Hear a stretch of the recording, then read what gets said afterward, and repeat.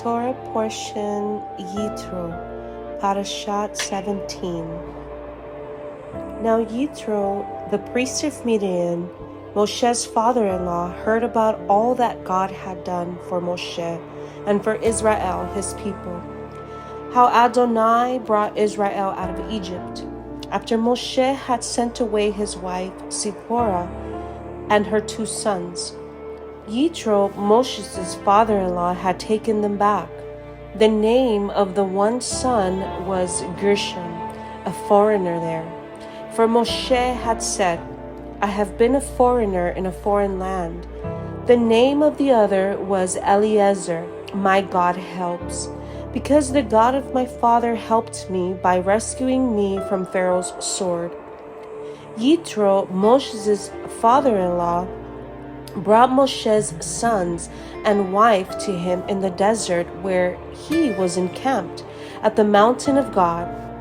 He sent word to Moshe, I, your father-in-law, Yitro, am coming to you with your wife and her 2 sons. Moshe went out to meet his father-in-law, prostrated himself and kissed him.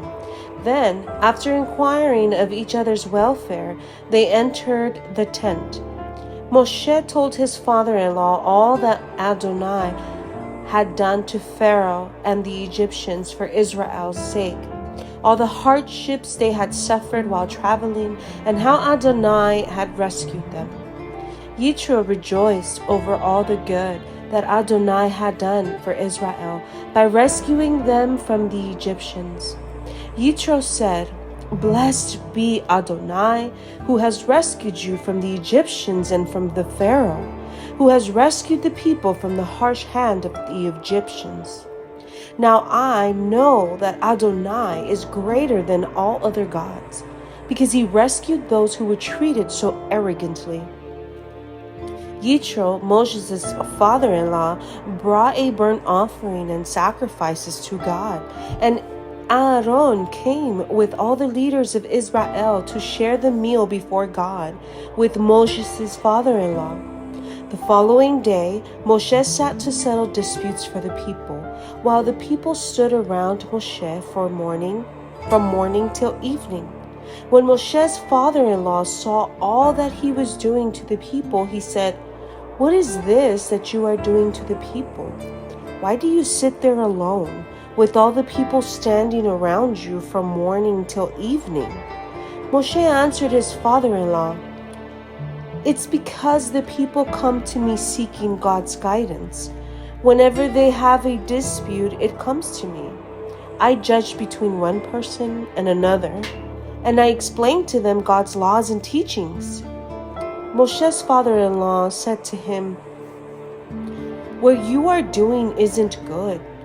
You will certainly wear yourself out, and not only yourself, but these people here with you as well. It's too much for you. You can't do it alone by yourself. So listen now to what I have to say. I will give you some advice, and God will be with you. You should represent the people before God, and you should bring their cases to God. You should also teach them the laws and the teachings and show them how to live their lives and what work they should do. But you should choose from among all the people competent men who are God-fearing, honest, and incorruptible to be their leaders, in charge of thousands, hundreds, 50s, and 10s. Normally, they will settle the people's disputes.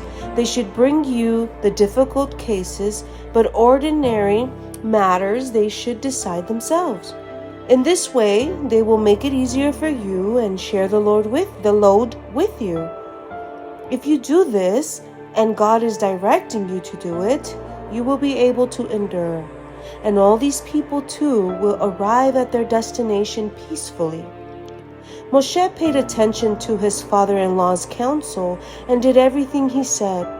Moshe chose competent men from all of Israel and made them heads over the people, in charge of thousands, hundreds, 50s, and 10s. As a general rule, they settled the people's disputes. The difficult cases they brought to Moshe, but every simple matter they decided themselves. Then Moshe let his father-in-law leave, and he went off to his own country. In the 3rd month, after the people of Israel had left the land of Egypt, the same day they came to the Sinai desert. After setting out from Rephidim and arriving at the Sinai desert, they set up camp in the desert. There in front of the mountain, Israel set up camp. Moshe went up to God, and Adonai called to him from the mountain. "Here is what you are to say to the household of Yaakov, to tell the people of Israel, you have seen what I did to the Egyptians, and how I carried you on eagle's wings and brought you to myself. Now if you will pay careful attention to what I say and keep my covenant, then you will be my own treasure from among all the peoples. For all the earth is mine, and you will be a kingdom of Kohanim for me, a nation set apart. These are the words you are to speak to the people of Israel." Moshe came, summoned the leaders of the people, and presented them with all these words, which Adonai had ordered him to say. All the people answered as one, "Everything Adonai has said, we will do." Moshe reported the words of the people to Adonai. Adonai said to Moshe, "See, I am coming to you in a thick cloud, so that the people will be able to hear when I speak with you, and also to trust in you forever." Moshe had told Adonai what the people had said. So Adonai said to Moshe, "Go to the people today and tomorrow, separate them for me by having them wash their clothing, and prepare for the 3rd day. For on the 3rd day, Adonai will come down on Mount Sinai before the eyes of all the people. You are to set limits for the people all around and say, 'Be careful not to go up on the mountain or even touch its base. Whoever touches the mountain will surely be put to death. No hand is to touch him, for he must be stoned or shot by arrows. Neither animal nor human will be allowed to live. When the shofar sounds, they may go up on the mountain." Moshe went down from the mountain to the people and separated the people for God, and they washed their clothing. He said to the people, "Prepare, for on the 3rd day, don't approach a woman." On the morning of the 3rd day, there was a thunder, lightning, and a thick cloud on the mountain. Then a shofar blast sounded so loudly that all the people in the camp trembled. Moshe brought the people out of the camp to meet God. They stood near the base of the mountain. Mount Sinai was enveloped in smoke, because Adonai descended onto it in fire. Its smoke went up like the smoke from a furnace, and the whole mountain shook violently.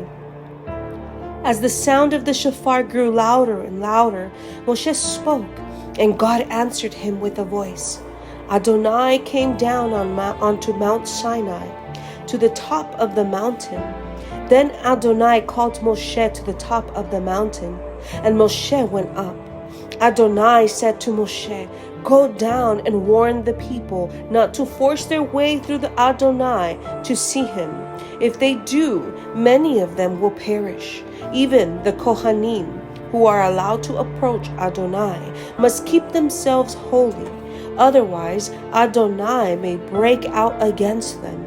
Moshe said to Adonai, "The people can't come up to Mount Sinai, because you ordered us to set limits around the mountain and separate it." But Adonai answered him, "Go, get down, then come back up, you and Aaron with you. But don't let the Kohanim and the people force their way through to come up to Adonai, or he will break out against them." So Moshe went down to the people and told them. Then God said all these words, "I am Adonai your God, who brought you out of the land of Egypt, out of the abode of slavery.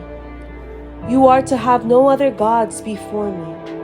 You are not to make for yourselves a carved image or any kind of representation of anything in heaven above, on earth beneath, or in the water below the shoreline.